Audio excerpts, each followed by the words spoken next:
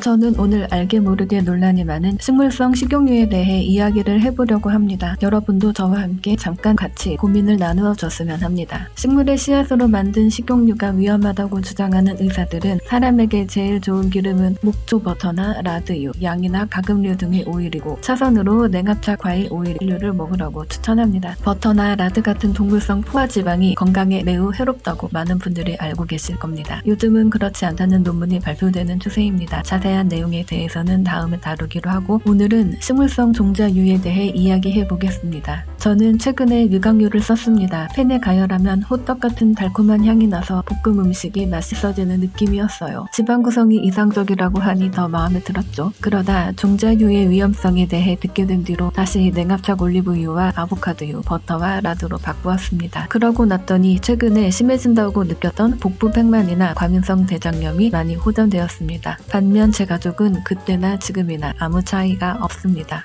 식물이 사람에게 반응하는 전기신호를 증폭시켜 막대가 움직이도록 만든 장치입니다. 이 실험에서 식물은 특정 사람에게 크게 반응하였습니다. 또 다른 실험에서 식물에게 여러가지 진동이나 자극을 주는 실험을 하였는데 잎을 갉아먹는 애벌레와 같은 진동을 식물에게 주었더니 독성 물질을 만들어냈다고 합니다. 식물은 동물처럼 포식자로부터 도망을 치지 못하는 대신 독성 물질을 만들어 자신을 보호하게 발전한 것으로 보입니다. 이 보호 물질은 번식에 가장 중요한 종자에 많이 들어있어서 불쾌한 냄새 또는 맛을 내서 먹지 않게 하거나 씨앗을 먹은 동물이나 곤충이 소화시키지 못하고 배설하게 합니다. 이런 물질은 사람에 따라 약이 되기도 하고 독이 되기도 합니다. 식물성 기름, 구체적으로 씨앗으로 만든 오일은 약 100여 년 전 대부분 공업용으로 개발되고 사용되었습니다. 그 전에는 사람들이 주로 동물성 유지를 먹어왔습니다. 산업혁명과 함께 목화를 짜고 남은 목화씨에서 뽑은 면실류가 미국에서 대량 생산되었습니다. 면직산업이 발달하면서 쌓이는 목화 씨앗을 돈 주고 버리다가 정유회사에 값싸게 팔았고 정유회사는 기름을 추출해 식용유와 등장기름 등 공업유로 판매하였습니다. 석유의 대량 생산으로 판매량이 줄어들며 다시 독성 폐기물로 남게 된 목화씨와 면실류는 미국 P&G사에 의해 트랜스 지방산인 쇼트닝으로 개발됩니다. 식물성 기름이 건강에 좋다고 인식하게 된 계기가 이때 개발된 쇼트닝을 식물에서 온 건강에 좋은 기름이라고 광고를 했고 값싸고 맛있고 유통기한이 길었던 쇼트닝 경화유가 결국 사람들에게 폭발적인 인기를 끌면서부터입니다.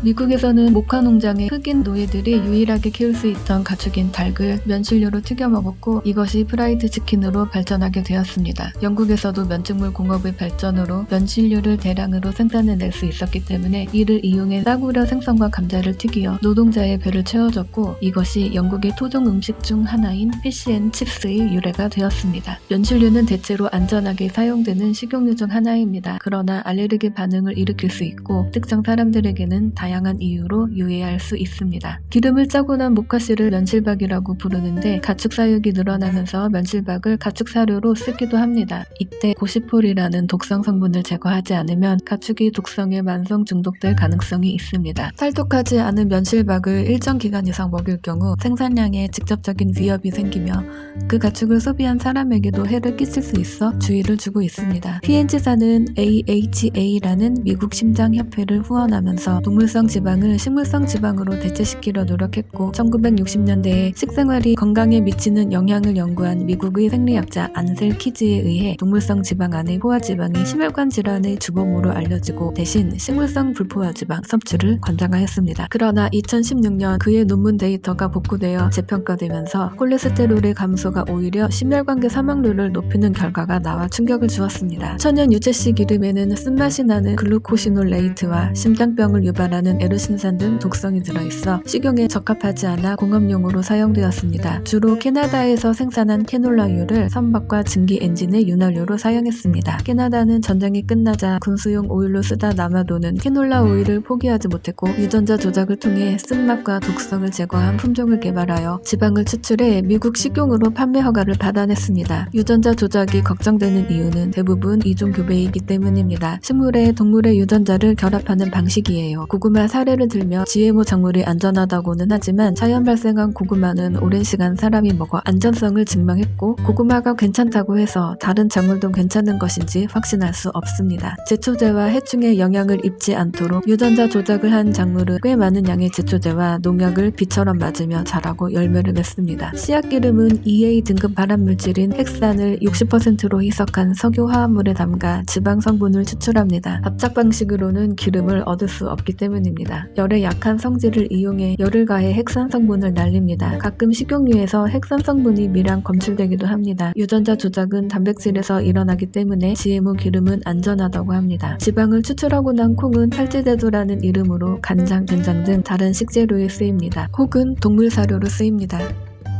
저는 이 영상에서 씨앗의 독성과 씨앗으로 만든 종자유가 왜 우리 건강에 좋지 않은지에 대해 이야기해보려고 했습니다. 자료를 찾아보는데 위험하다고 주장하는 사람들의 이야기는 대부분 특수한 위험을 강조하고 종자로 만들고 화학 정제한 식용유가 안전하다고 주장하는 사람들이 대다수였고 정제한 식품에 해가 없다며 위험성을 거론하는 사람을 음모론자로 치부합니다. 이것은 결국 가치관의 싸움이 될 수밖에 없다는 생각이 들었습니다. 담배가 발암물질이라는 것을 여러 연구를 통해 밝혀냈습니다. 하지만 국가는 담배의 판매를 허가해 수입원으로 삼고 사람들은 기호식품이라면서 담배를 피웁니다. 담배를 피운다고 바로 암에 걸리거나 모두가 암에 걸리는 것은 아니라면서요. 우리가 먹는 음식들도 그렇습니다. 어떤 사람에게는 괜찮습니다. 어떤 사람에게는 독성이 조금씩 쌓여 훗날 신체에 이상 증상으로 나타날 수 있습니다. 석유 화합물질로 정제한 식용유나 식초, 염산으로 분해하는 아미노산 간장, 그 밖의 첨가물들, 보존료 등이 당장은 어떤 반응을 불러오지 않는다고 해도 저는 되도록 피하고 조심하기로 했습니다. 각 물질의 안전성도 아직 다 파악이 안 되었지만 첨가물들이 결합했을 때의 안전성이나 장기적인 영향에 대해 우리는 아직 모르니까요. 가공식품이나 외식을 할 때 먹게 될 테니까 집에서 조리할 때는 가능한 안전한 식재료를 쓰려고 합니다. 또 씨앗기름엔 오메가6가 많이 들어있죠. 이 오메가6를 구성하는 리놀레산이라는 지방산이 체지방률을 가장 많이 높인다는 주장도 있으니 되도록이면 씨앗기름의 섭취를 줄이는 게 좋겠습니다. 우리가 먹는 식물성 종자유의 역사는 고작 100년 남짓입니다. 미국의 비만율의 증가는 공교롭게도 종자로 만든 식용유가 개발되고 식물성 식용유로 섭취하는 열량이 증가하는 시기와 비슷합니다. 그동안 미국인들은 운동도 더 많이 하고 적색육과 동물성 지방 섭취도 줄이고 몸에 좋다는 채소와 과일의 섭취량은 더 늘었습니다. 인류가 여지껏 먹어왔던 동물의 포화지방은 오히려 나쁜 것으로 취급하고 산업의 발달로 값싸게 구할 수 있는 GMO 작물로 화학 정제한 종자 식용유는 건강에 이롭다고 알려진 현실. 논문의 숫자로 진실을 판단할 수 있을까요? 아니면 누군가의 필요로 의해 기획되고 해석된 논문이 진실이라 판단해도 될까요? 처음에 면실류나 캐놀라유 같은 씨앗으로 만든 식물성 식용유를 개발했을 때는 위험성을 몰랐을 겁니다. 하지만 자본은 소비자에게 마냥 선하지만은 않습니다. 자본에게 선이란 자본을 더 증식하고 유지하는 데에 있으니까요.